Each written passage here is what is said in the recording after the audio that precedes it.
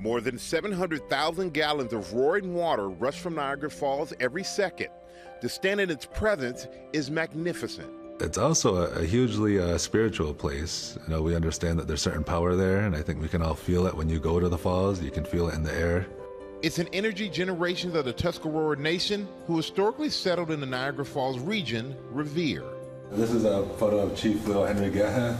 He was the chief who held the title Segwedith right before me. In 2020, by nomination of his clan mother, Brennan Ferguson transitioned into the role. It's an ancient tradition that we still uphold. Really what you're doing is you're trying to relieve the grief of a community that lost leaders. And then at the end of it, you can stand up new leaders. 5 years into what is a lifelong appointment, Chief Ferguson is now tasked with upholding and caring for the things his people hold dear, like the falls.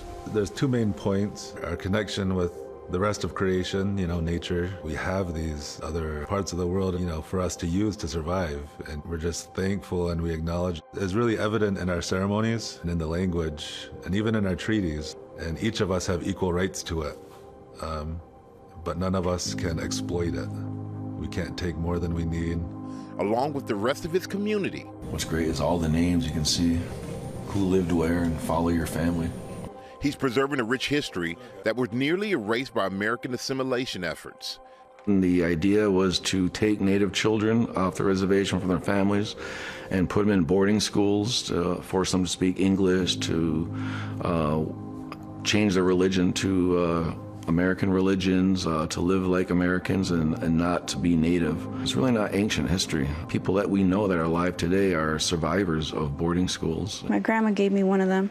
Marissa Printup's grandma Nan was one. Now with every beaded stitch, she, along with Robert Delamonte, her friend and co-owner of Tuscarora Woodworks, are making sure their people's voices are never silenced. We like to say that art is how we express ourselves as Indigenous people. Craft is how we sustain ourselves, and community is the foundation for everything that we are as people. Open for business on the Tuscarora Reservation for the last 12 years. Their quaint storefront is decked with vibrant and authentic Haudenosaunee crafts, from beadwork to wood pieces. Each of these has a meaning. Every item with its own unique story to tell. We're not profit-driven at all.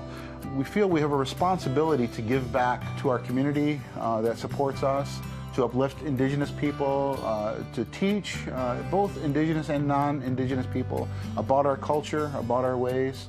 Their shared hope with leaders like Chief Brennan and Vince is that their work in preserving and educating others about their ways serves as a reminder to their people and the world. An old phrase that shows up a lot in ceremonial language in Tuscarora is Chwet Niagara Falls. It means we're still moving around. And what that means is that we're still here, we're still making cornbread, we're still planting corn, we're still singing our songs, and it's still happening. And that's what keeps us alive as a people, and that's what's gonna keep us going into the future. Go ahead, I am here with Aaron Printup, who is a member of the Tuscarora Nation Beaver Clan, and a group of dancers from the Tuscarora and Seneca Nation. They're performing a traditional fish dance for us right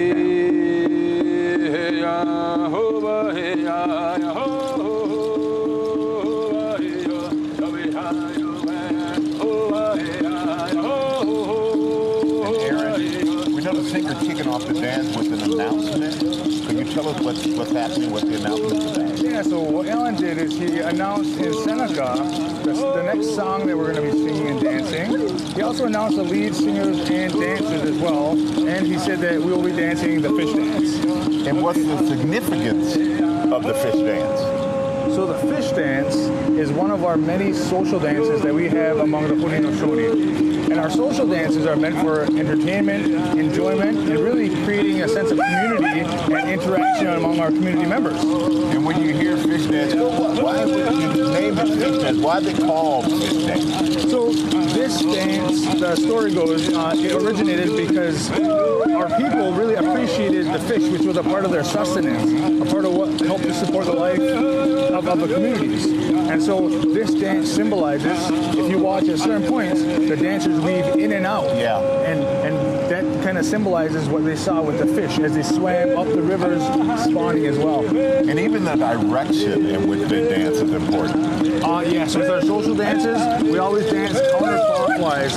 In the Haudenosaunee belief, we believe that that's the direction that life goes. And you only go counter the other way in death? Is that yeah, certain ceremonies we have where we dance the counterclockwise ways also. Okay. Well, it's absolutely beautiful, and like I said, it's a very social dance, community dance. Yeah. And so Alan knows many of our social dance songs. We have 20, 25, 30 different types of social dances. And this dance here has about, let's see, 30 to 45 different songs that Alan's running through his repertoire on right now. 35 to 40 different songs. Yep.